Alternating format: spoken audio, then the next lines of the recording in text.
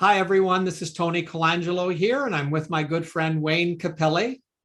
Hi, Wayne. Hello. Thank you for joining us again. Wayne and I are very, very grateful that you join us for our photo notes series. And as a matter of fact, if you have a suggestion for a topic, if you'd like a photo critique, what have you, Wayne will be showing our contact information right at the end of the video. So please feel free to make a suggestion. Today, we are going to talk, Wayne and I have been talking and coming up with a topic. And today we're excited to be sharing some of our top tips for improving our real estate photography. Actually, it's not just real estate photography. It's just photography in general. Photography. Okay, so why don't we do that? So what do you got for us, Tony? Yeah, okay, so I'm going to share my screen now. Okay. Okay, so some of you may recognize this kitchen because Wayne and I used this in a previous episode. So the first tip that I would like to share is that, quite honestly, I think the best, easiest, fastest way to improve real estate photography is to improve our composition. So we have a shot like this that is shot ultra wide. And yeah, it's a really good establishing shot where we have the context of this part of the house. But one of the ways to improve your composition is really to ask yourself the question, is the stuff that is on the edges of the frame adding any value? And if the answer to that question is no, then on site you can zoom in, or if you're in post, you can crop. So here in terms, in this photo, in terms of the story that I'm wanting to tell, from this angle, I don't know, Wayne, I don't think that, a half or a third of a window on the right edge of the frame is really adding any value. If you look at the window off to the right, yeah, what happens is, since that is the brightest, most contrasty part, my eye literally goes there. Absolutely. I'm And we don't want our eyes going to the edge of the frame. So not only is it not adding any value, if anything, it's adding harm to the photo. So if we crop that away, we end up with that. So we are still showing our client an establishing shot. We're still highlighting for our client this lovely kitchen and where it sits relative to the other parts of the house. But I think it's a better composition. Kind of flip it back and forth. Yeah, here we go. That is not a different picture. I mean, it's still very wide angle. It shows the entire kitchen, the area, and the walkway. We are just really centering our attention to what is important in the image. That's right. And from this same angle, if we wanted to, we could crop and start telling a story of obviously one of the most important money shot rooms in the house is the kitchen. And we start seeing where the kitchen now is the sole star of the show. We start seeing information about, a really high-end faucet, a really funky backsplash, blah, blah, blah. Right. And also the really great part about it is by simply just cropping, we actually have two images that are deliverable into your photo mix. Yeah. You didn't have to retake a picture. You didn't have to reset anything up. That is simply just cropping, but you have two images. Yeah. It's done. Yeah. So I think starting from here, so I like, I tell my coaching clients, challenge the value of the edges. If the first half inch, 3/4, full inch of the edges is not helping the photo, then zoom in or crop it away. And we get something like that. And if we crop some more, it gets us another photo. So that, I think, would be my first tip. And Wayne, I'd like to show you another one, if that's okay. Sure. And one of the first things that I think all of us learn in real estate photography. And I think this is just one of the classics. This tip will never go out of style. It's something that if you've been in the field for a long time, you heard Scott Hargis say it over and over again many years ago, and that is the value of standing back and zooming in. So here in this photo, we see where I'm standing relatively close to this dining room table. I'm only like 3.5 feet away from this front corner, and I am shooting like wide open. Like, I mean, I'm right at, I'm shooting my 16 to 35 millimeter lens on a full frame camera, which is probably about 10 millimeters on a crop sensor. And my goodness, Wayne, look at the damage that I'm doing here in terms of, wide angle distortion. I mean, this chair looks gargantuan. Well, not only that, this table looks like it's one of those cafe tables that you actually stand in. Yeah, no kidding. We are looking down on the table rather than across it. And look at the plane of the top of the table. Look at that angle and how it slopes. And not only that, one of the elements when you zoom out with a wide angle lens is it decompresses the shot. In other words, the elements in the foreground, there's an illusion that they appear much farther away than they actually are to the elements in the background. Okay, yeah, and actually, so we are decompressing those elements. Take a look at the plates in the foreground. Essentially, with this kind of wide angle distortion, the plates is literally pouring out of the frame. Yeah, it looks like they're going to slide off the table. It looks like it's going to slide off, and this happens when you overuse a tilt shift lens. So this is one of those things that when you use wide angle up close, that you don't want things pouring off the table. Yeah, because we're bringing into play these funky little planes and distortions, right? Yep. Whereas so same scene, I am literally moving one stride back, a little over 2.5 feet, and it allows me to zoom in so that the various pieces of the photo, the table, the chandelier, the recessed nook area are roughly in the same place. But look at the difference, Wayne. Yeah, absolutely. Look at how much flatter the plane of the table is. Did you raise or lower the camera, or the camera is the same height. Yeah, and that's really just stepping back. And it's simply stepping back. And so when we talk about when we stand back and zoom in, we get this dynamic. Unlike the previous photo where we're decompressing the shot, we're creating the illusion that the front elements and the back elements appear farther away. Look what happens when we zoom in. That compression is the opposite. We get compression. Here, let me get rid of these red lines. Now this chair at this end of the table and this chair on the other end don't look so far away. The width, the size and the width of this chair fits with the size and the width of these chairs closest to it. And the really freaky thing, if you want to see the impact of compression, Wayne, in this photo, look how far away this tree is. You can barely see the trunk of the tree. Whereas here, look how close that tree looks. Oh, okay. Go switch back and forth. And I look at the far wall. So look how small the wall is. I mean, that window, that grounded window. And if you go to see how the room has now even become higher. The room is actually bigger. Yeah.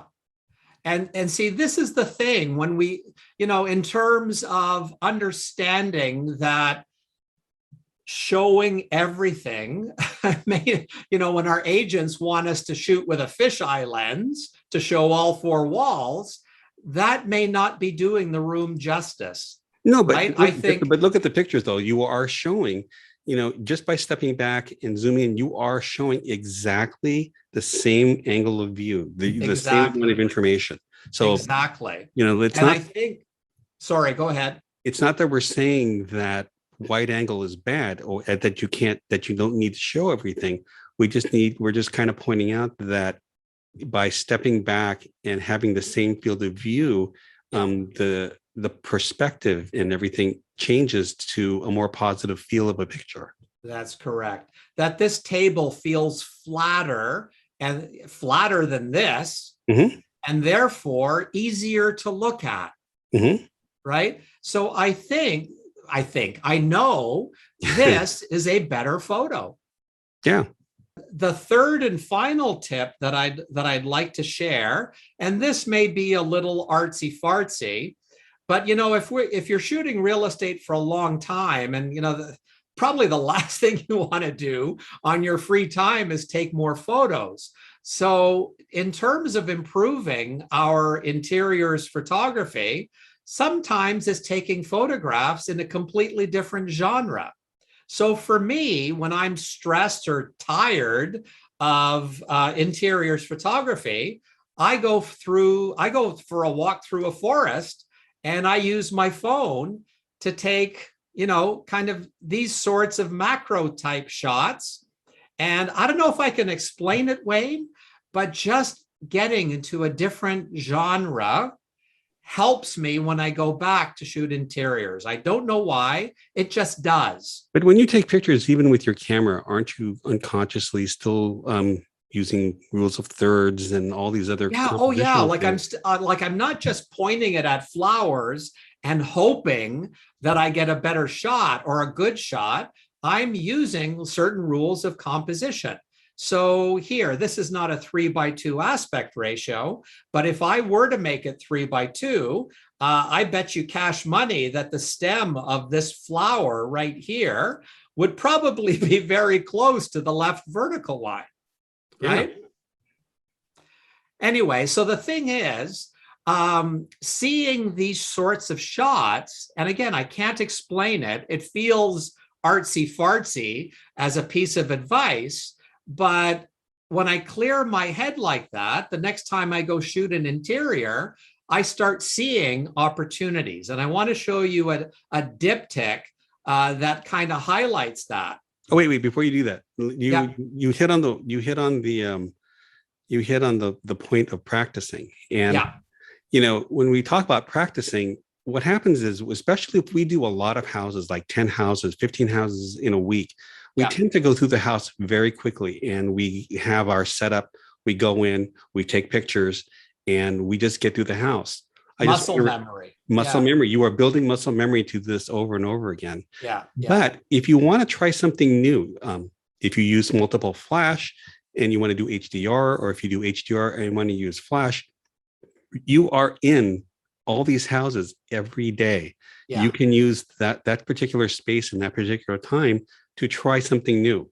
Yeah, absolutely. You have the opportunity to incorporate all these new ideas. And a lot of times, because when I get people asking how to build my portfolio, that they want $1 million house, or they want a specific thing that they feel that they need to practice. Yeah. It's like, no, all the tools and all the things that you have that you need to practice something new, you are doing, you are in every day. So, So, for example, in this diptych right here, this is such an interesting house, going right out onto the beach into the Pacific Ocean here. This is obviously the back of the house. And I'm thinking, okay, well, if I shoot this in landscape mode, I'm going to fill the scene with this tree on the left, and we're going to include a big chunk of the neighbor's house. So from a creativity point of view, I thought, okay, let me shoot it in vertical perspective, portrait orientation. And what it allowed me to do, it allowed me to combine another portrait shot. So here you can see in this photo, this sort of this sitting area coming off of the kitchen, this deck right here. Well, in the other side of the diptych, I can take a photo from that area looking out to the ocean. And guess what? I'm telling a better story. Yeah, a much better story. And what And it's a 3:2 aspect ratio, which fits MLS. Right. And if you did the front of the house with just a wide angle lens, you wouldn't know that there was something behind the house. I mean, you're actually showing a view. You're showing something, a more lifestyle picture. The amount of information that these two pictures give is much better than a single frame wide angle picture from, head on. Yeah, because it's more than documenting something for an MLS listing. Mm-hmm. This photo taken together is selling a lifestyle. Yes. Right? It's, imagining having coffee in the morning, looking out at the ocean, or maybe drinks with your spouse or partner in the evening, looking at this beautiful vista. It just makes it a more compelling story of this particular listing. Right. And I think that's one of the things that we have to put in when we take pictures is, does it tell the story? Even if we're taking pictures of a kitchen or a living room, we're not just taking a Xerox copy of the space. Does the image that we're presenting create a story? So that's what we need to do for real estate photography. Okay, so what about you, buddy? What tips are you wanting to share? Okay, so when we go into a house, normally we're a slave of how the light is, how the sun is, how how the room looks.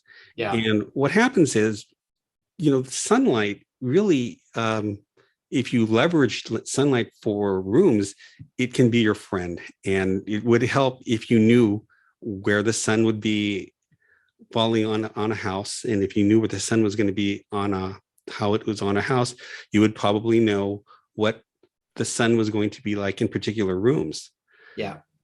Now, one of the things is, I understand that how does this work with normal houses?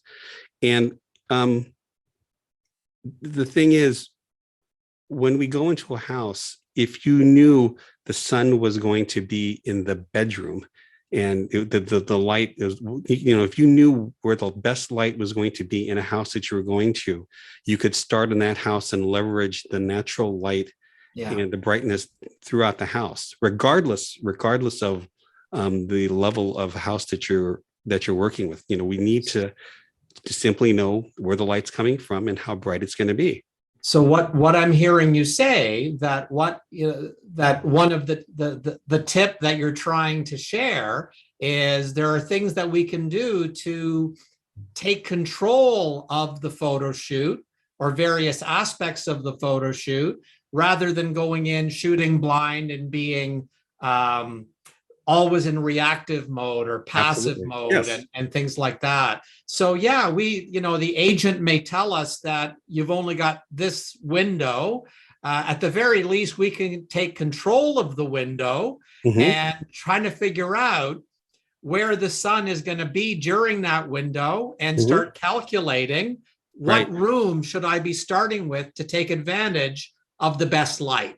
Right. And that's what I'm hearing you say. Yes. And when you use the best possible light in any situation, you don't have to use your shooting will go much faster, because you are not reacting. You are actually just adding or subtracting the light that's there. So, natural light is the best. Knowing where the natural light's coming from and how bright it's going to be is, what we should be doing. And like I said, if you knew where the sun was going to be, if you knew where the light was going to be in the house, you may not have to use as much equipment and take as much time as you do to be in a house. So we have this cloudy day. Sucked. So from this, I said, I don't want to be here for 4 hours. I'm going to be here at 7 o'clock at night. I'll be here till about 8:30, 8:45.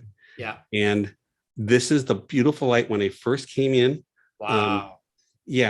And what happens is, I knew that the light was going to be cutting across here All I needed to do is put a couple of strobes there. This is straight out of camera. This is pretty much straight out of camera. The shot's done. Wow. Then, That's awesome. as I am standing there, same time, all I needed to do was turn around, because now I knew that the sun was coming across this way. Wow. I used a little bit of flash to get the inside. Again, shooting very quickly, because dusk shots, the light happens to go really quickly. But again, if I knew where the light was, and if I know how fast and what the light intensity is going to be, it just makes it much easier. When I did the dusk shot, this is, when I first got there at 7, and that's the sun. And what happens is, again, I had to, according to Sunseeker, I needed to wait till 8 o'clock or 8:15 to get my dusk shot. Yeah. And that's all I did. I just waited. Wow. And so that's it's tough to be you shooting houses in Big Sur. Well, the thing is, I do a lot of these because people, my agents know that this is the stuff that I deliver. Yeah. And, they will simply ask, what time do we need to do this? So leveraging your expertise and being able to know what time the best light is a very marketable thing. Good. That's great. Well, I think these are some pretty strong tips, and I hope our viewers have taken some nuggets from it. Yeah. Okay. Well, thanks everybody for joining us again.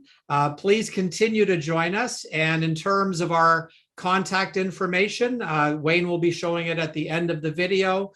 Please let us know future topics that you'd like. Send us photos that you'd like critique. We'd be happy to do that. Right? Right. And again, practice and know where the light is, and, to shoot these kind of houses. Yeah. Thanks, everyone. Thanks for joining us. Thank you, Wayne. Thank you. Bye for now. Bye.